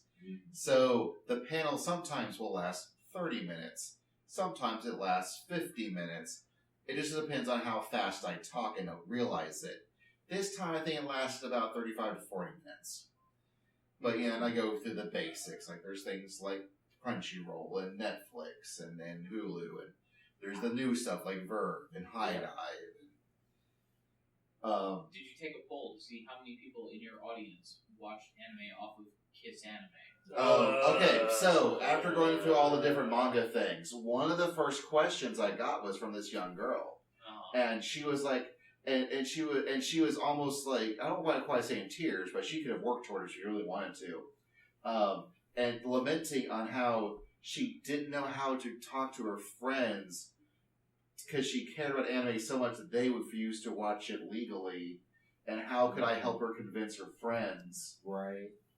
to. Like it was like, and so I went to like, oh right, you want your friends to stop watching that goddamn terrible Kiss anime, and I got like almost a standing ovation. Not only is the client bad, but that you don't, by watching stuff there, you're not supporting the artists that made Right. the show that they're like, watching. And let's be clear about Kiss Anime for the young people in the audience, and I don't know how many people this may be, but listen to me for a minute. Listen to old Uncle Jared for a second. I know you want to support legal anime, and you want people that are creating amazing things to get money. And Kiss Anime isn't it? No, it's not. It looks like crap. Yes. B, it can infect your computer with various malware or spyware. Yes. C, it does not support the creators. Hell, it doesn't even support fan subbers. That's Like right. it all it is just a cesspool of frickin' ad bots and advertisements and probably that too. Fucking like Putin. It's and bad Patreons and the whole shebang. Like God. it's just crap. Don't Like, do it. I mean, guys, like seriously, if you want to support anime and you want like even a penny of your money to go to creators, don't download Kiss Anime on your phones. Don't go to Kiss Anime on your computers. Pay for something like, say, Verve, which would give you both Funimation and Crunchyroll. It would give you pretty much all of the streaming anime that's available, and you can at least, I mean, for the price of I think $12.99 a month. Which, It's about Netflix. yeah, like your It's parents, $10 a month. Yeah, your it's 10 parents will give you $10 a month. Pay for that with that money, and then you're supporting creators. You're supporting the art form that you care about, and you're getting a good experience, and you're not getting hacked to hell and back. And those are all important things, and you should totally do it. And I will get off my old man soapbox and yield the floor. Well, the thing is, I'm going to get here- on that soapbox. Because I'm going to tell you that if your parents won't give you $10 a month, you can go mow some lawns. And if you can't find any lawns immediately around you to go mow, you can come mow mine, because I fucking hate mowing lawns. Because that's how I got most of my anime, was mowing lawns. So I will pay you $10 a month to come mow my fucking lawn. So old weaves will subsidize younger weaves. Yes. Is Yes. what we're Exactly. saying. It's Yes. giving back to the community. That's I've got exactly what $10. we're saying. You want cartoons? Mow my lawn. At bare minimum, I have a massive library of DVDs and Blu-rays that I have. If you want to watch something, it's legal that way. I'll let you borrow them. Yeah, that was when the panel was not the. It's all. It was all Right. You want to watch Hero Aka, pay $10 a month, and Yep. then you get it like And righteously without. now, any admittedly, rights what's or actually interesting about rights. Verve now is that when Verve started, they only had like 5 channels. Yeah. 2 of them were anime, the rest were a la carte. They've actually dumped a couple of channels, but now everything is included in the combo pack. Right, I was right, actually because I was refreshing the final bits of my panel. Realized there's more to refresh because this is not how Verve was acting like it when they first launched. It was different. Yeah. There's also things like Comic Walker and Book Walker, which is Katakawa, actually getting into the whole digital manga game, which is pretty recent. But then now I've got to also figure out, because one of the things that people always come up to me every time, and I will have different things I'll now need to look up to see if they're legit or not. The ones I got this year were Anime Social, Kitsu, and Zingbox. Kitsu is good stuff. I think Kitsu's good stuff because it's more of it's kind of like because.moe, where it's Yeah, it's kind of a cross between because.moe and My Anime List. That's how the person- List, right? that's how the person described it. So I'm going to definitely look because I mentioned because.moe. And So I unlike just- My Anime List, they actually don't support like outright fascism. So please go to kitsu.io. Okay. Anyway. Another one was Anime Social and Zingbox. I'm not sure about Anime Social because I think it's only on iOS. Yeah. So I'm not sure about what that is. That it's on iOS, you're right. That's true. But what little I've seen of Zingbox, I hate to tell the people if they're listening to this because I handed out some cards for the OSMcast. I haven't downloaded it yet, but considering that all its stuff was all just JPEGs of saying how great it is, Oh, it's not a good sign. It's a good So- platform, believe me. that's Right. that's But do bad. you use Zingbox or No. Okay, I was being sarcastic. okay. Okay. Sorry. Because because I'm going to try it out. I'm going to see about. I'm going to look more into it because one time there was a person at one of my panels. He mentioned a thing called Manga Box, and I at first thought it was talking about Manga Fox until later our panel was like, I just want to reiterate, I'm not saying Manga Fox. I'm saying Manga Box, and I went, oh, okay, yeah, I'll really look into this. And it's legit. It's made by DNA, Sweet. and it doesn't work. But Oh, that's terrible. like, Yeah, cause much like Dina's baseball team. like, well, it's really weird. Like, because theoretically, it's one of those sort of you can they'll chapters of various things. Sometimes in a lot of Japanese, a lot of English that you just stream onto your phone. And there is one that was called "My Grandpa's Stories Can't Be This Weird." Well, that name just sold me on it, like right then and there. I click on it, and it just gives me a 404 page in Japanese. So I was like, "Oh dang!" Well, I guess they couldn't be that weird. But I guess. But man, it Grandpa's makes story's not fucking found. it is a guaranteed hit when you get really riled up about your grandpa's stories can't be this weird. You can't watch them, and you need some things for when you're just talking for an hour, losing your voice because it's a nonstop. Because there's no anime or manga to really break up the format of this thing. I'm literally just here to spout information to you. Yeah, we podcasters would never know what that's. No. Well, that's why I have multiple co-hosts. It's to give me time to not talk. Yeah, refresh the palate. Speaking of that was my Friday. What was yours? Oh, Saturday. Saturday. So, our it's Saturday. 3:12. I don't want to hear it in the morning. Okay. So, our Saturday. Let's talk about your Saturday because mine's pretty short. Well, it started. Mine was similar but different than yours, in that I dropped you off so you can get in line for your first set of signatures, and then I discovered that hey, everybody brought their car to AWA, and I arrived late. So I wound up driving all over the place until I parked in the backside of Cumberland Mall.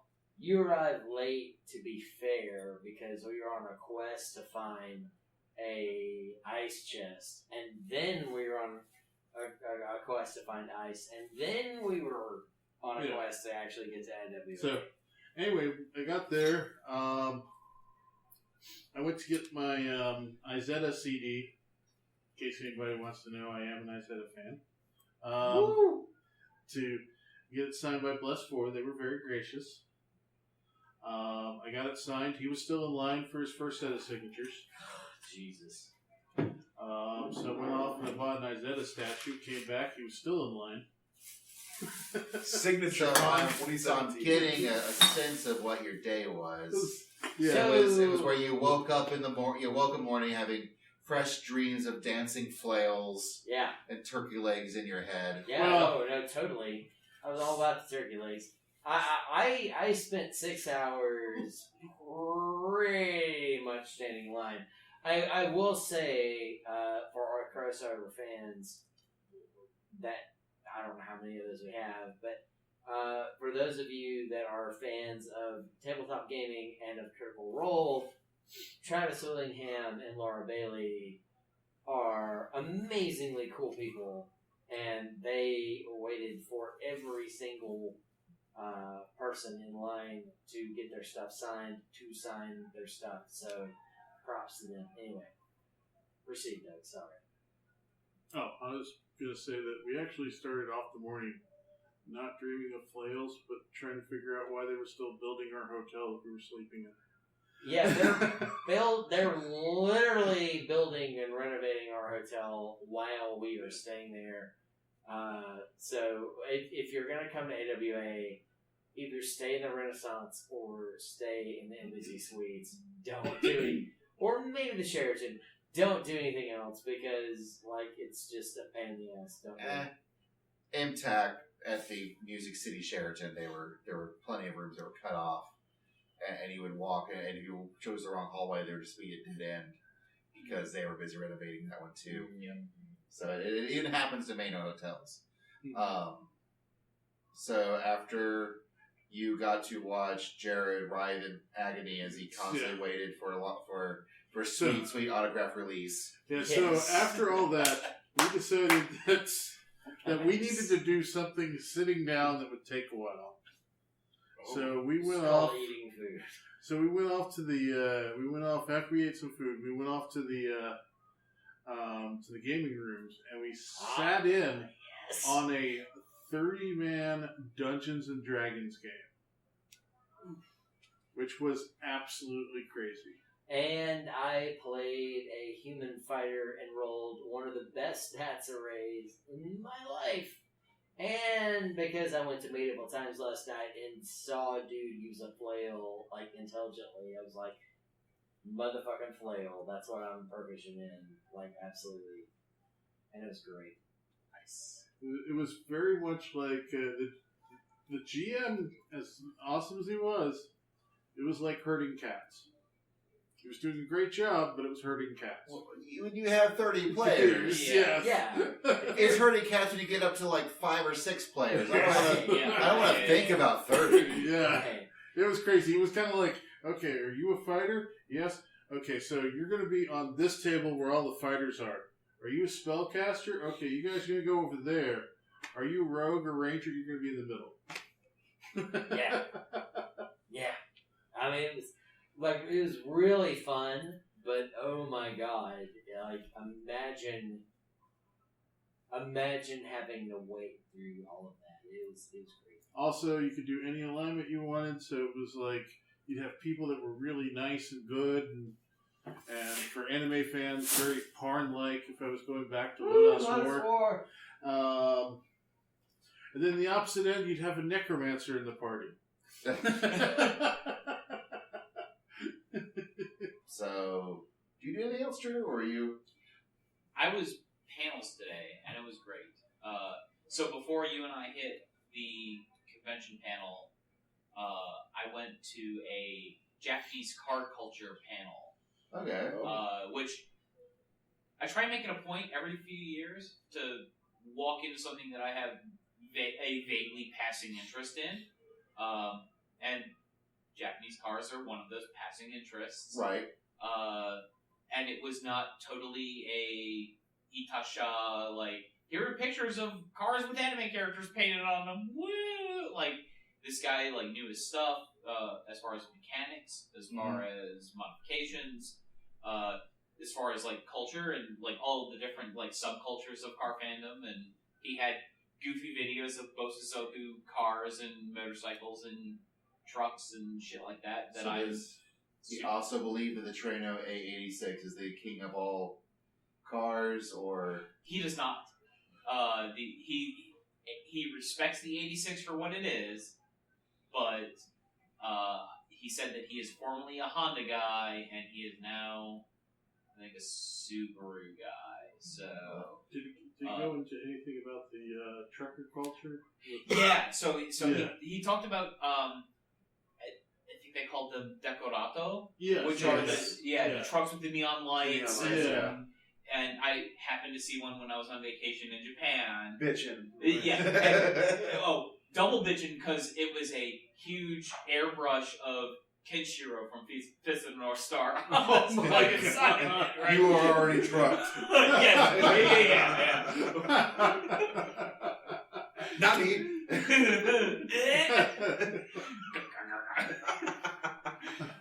but neat. Yeah. So, so he talked about like all the different things, and he talked about how Bosuzoku started on motorcycles and moved to cars, and just got even more ridiculous from there. And Decorato with the semis. Bosuzoku are fascinating. They are, and it's even more fascinating when you think like they went from motorcycles to cars to Vespas. If you've never seen a Vespa with huge neon lights and fucking like 9 feet tall mufflers, Just go to Ikebukuro and you'll see it. Or go to like Harajuku, like after the robot show is going on. or a fucking rotting industrial town like Kurume. Yeah, that too. Yeah. So that panel was like tons of fun. I went to a Dave Merrill panel called At the Movies, where he I caught like the first like 20 minutes of that. He chronicled Japanese cartoons released in American theaters between 1960 and 1990. And it was all of the Dave Merrill fanfare that you get out of something like that. No, I mean, it was tons of fun. It was very informative. And then after that,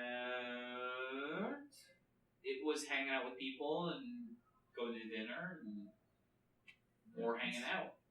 All right, Jeff, what'd you do? I did a lot of the things that were previously mentioned, like panels. Today was a blur because most of my time today was spent in a line. However, I also checked out the tabletop gaming room, specifically the aforementioned Magic and other collectible card game rooms. So Fire hazard. the fire hazard, indeed. But at least it's all its own little room now, you know? Indeed. Yeah. But I also It caught makes it this. much easier to burn, really. I caught a demo of the Final Fantasy not Final 14, but like Final Fantasy card game, which I'm not sure if it is like a Weiss Kreutz type deal. It's like just or Weiss Schwartz, excuse me, Weiss Schwartz deal, like where it's not really mainstream or whatever. But it looked kind of cool. And then I stood in lines and like meandered in a few panels. That's about it. That's what I did. The Final Fantasy game isn't just Triple Triad, right? No. It's its own thing. It's a collectible card game. It's a CCG, yes. It's not Triple Triad as much as I wish it were. I felt like that was something that was worth asking. Oh, for sure. Go to the order. Is this, No, It's is very this like complicated. Is this like the latest expansion of Any Mayhem? Oh, Oh God! Really? No. Oh, It looked like that brings back. Have you Yeah, know it's it- ask your grandparents what anime It looked have. like Big Eye, Small Mouth. And not quite, Eddie Mayhem was Quit- really well quit- balanced in Quit the talking beginning. Big Eye Small Mouth. I eventually Till Dragon ran Ball a Z. Sailor Moon tabletop session. It's okay. That's I'm digging true. up these references to dig my own grave. It's cool. Until Dragon Ball Z came along, Anime Mayhem was extremely well balanced, and And then Dragon Ball Z came along. And then Dragon Ball Z came along, and then Farmer Shotgun was cooler than Fuck yeah. all the fucking lightsabers Yeah. with their fucking power armor on. Okay, yeah, no. Far more shotgun. is never For you cool. newer anime Which fans, was, in common parlance terms, bullshit. It was And I remember horrible. Yeah. back in the day, Agreed. me and Kevin would be playing during operas. We were backstage waiting for the chorus to go sing. And that's where we played our anime games. And I was very like, this is very similar to the Star Trek collectible card game. Oh, that's exactly what the Final Fantasy one looked like, except more complicated. And I am currently going through a bout where I am like terribly interested in playing a collectible card game. So I'm trying very hard to stay away from a collectible card game because pretty much if I could find anybody that would play a collectible card game with me, I would be playing that collectible I'll card play game. Magic with you. I mean, Fire Hazard with you. Fuck you, Jeff. You don't do that to me. Alright. I love you, man, but don't do that to me. So that was Saturday. We're going to take a quick break, and then we're back with Sunday.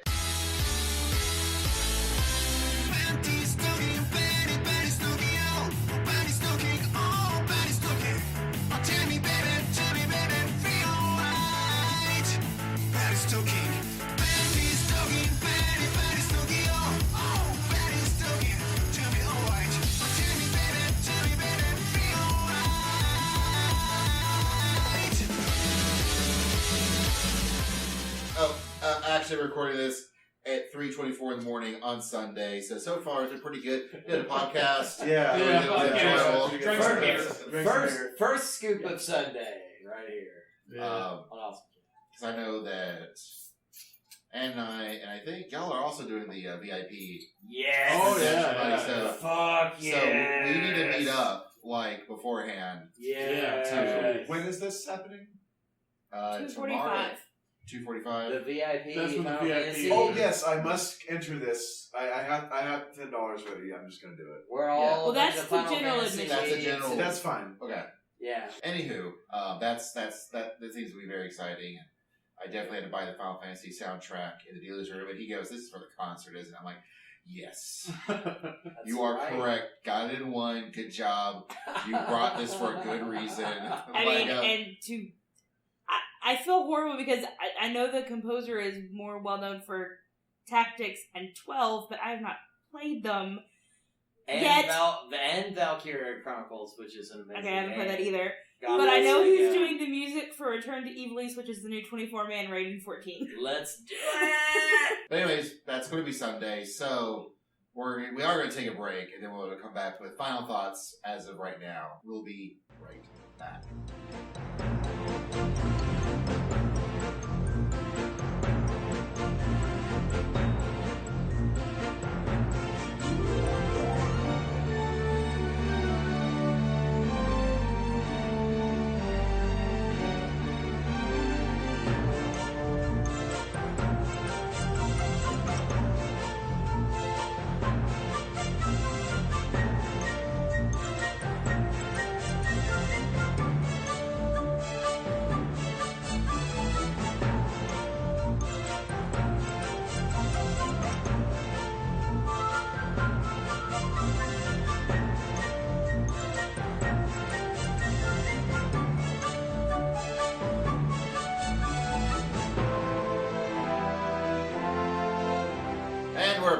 It's like magic. Well, Anna's magic, but. That is magic. So, final thoughts on Anime Week in Atlanta 23 in 2017. Pretty good. Pretty good. All right. I've had a lot of fun. This was a really good con this year, in spite of all the issues that we mentioned earlier. Cons are always one of those things where you're going to have your ups, your downs, that was cool, or oh man, what did they do? That was stupid. I mean that's all cons. Yeah. That's all people going to cons. Yeah. As long as the highs beat the lows, it's a good con. I really have enjoyed this con, and to me, AWA is always kind of more of a social catching up with people in the South con that are in the fandom, reconnecting with them, and kind of reinvigorating myself for the year ahead. So, very, very happy to have had the opportunity to do that, and looking forward to the coming months. I will say, at this point in time, I'm going to get really angry. Frickin' not letting Kevin and Gerald go to this con. You stupid bosses, you suck. Alright, I'm good. We miss you, Gerald. And Kevin. Kevin. We miss you. We also miss Kevin and Like, Gerald. it really sucks because they were both really looking forward to seeing Maeda. And it's, lame. Okay, anyways, anyways, fine. Anyways, great. I'm really mad at their bosses. Right. That's not AWA's fault. It's No. capitalism's fault. Yeah. Yeah. Yeah. Alright, Jeff. Fuck you, capitalism. I think the biggest shout out I have is the talent they keep bringing every year so far for the past 4 or 5 years, both voice talent and otherwise, especially the concerts. Like, where else in the Southeast can you find these concerts? This is one of the best J-pop concert years that AWA has had Ever. Ever. Yeah. Pretty much, maybe of all time. Like, this is really good this The year. way I see it, I could spend, $1,400 to go to Japan and maybe catch a concert there. Yeah. Maybe. Or pay the access to entry here, hotel costs, and see it live here. It's fantastic, and this year is great. I will say the caveat could be, if you're like me and you're picky about that, Right. right? Dalko is someone who's, I'm not familiar with her. The Four Brothers, I'm not super familiar with them. 4 siblings, yeah. Oh, 4 siblings, yeah. Plus 4. I'm not super familiar with them, but a year or two ago, I saw Shonen Knife, and I fucking love Shonen Knife. Yeah. Shonen Knife was good. Gardenalia? Yeah, Gardenalia, right. rather? So Yeah. Gardenia's good. it's something that you look for to see Oh, who's it's playing, Yes. rather than I'm gonna go here and whatever's playing, I'm gonna go. Dalko, solidified me needing to come this year. Yeah. So, it's definitely, look to see who's coming. I agree. Last 2 or 3 years, definitely, the musical guests in particular have been on a continental level. The last couple of years, the guests they've gotten musically have been as good as any North American anime convention would get. It's honestly kind of interesting because I feel Otakon I want to call it more mainstream, but it's all the acts that you kind of expect a big con to get. That's Jam, Yeah. Jam Project, Jam Jump and Project. Seal. Team Revolution. Team Revolution, Right, right. right, Yeah, right, yeah, right, people right. that have very strong, very mainstream success in Japan, and Yeah.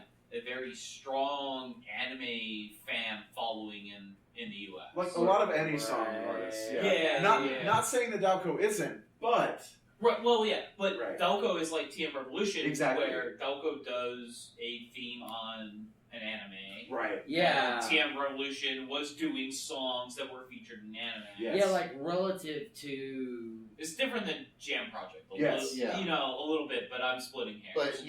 But Dalgo's kind of a new find.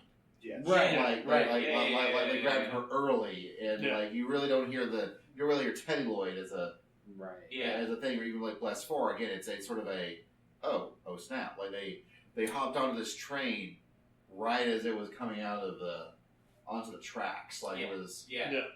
Whereas Right. like Otakon and like AAX are grabbing AX is grabbing like the frickin' the super monsters, but Main as being one of them that AX Oh, hits. even I wish. Anime Boston, Or, they tend to pick up they tend to pick up singers that are already well known for.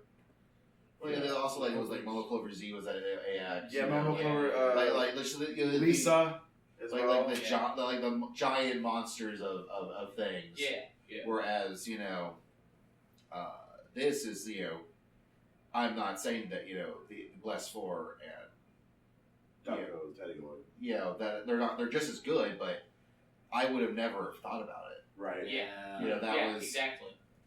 so someone out there on the 80 boy thing, they're on point for really being able to pay attention to what's getting the kids as fast as possible. Mhm. Like Special Yes. shout out to Hana Fugetsu as well. That was an my interesting God, set. yes. Like AWA is really good about getting Japanese musical acts that will be either very big in a pop sense in a year or two, or something like Hanafugetsu where they'll be playing at the 2020 Olympics, and we will be all watching NBC and watching them play on TV, and it's going to be really big to see them do that. And I feel like AWA is sort of the one of the stages that big time talent hits before they hit something like an AX or an Otakon.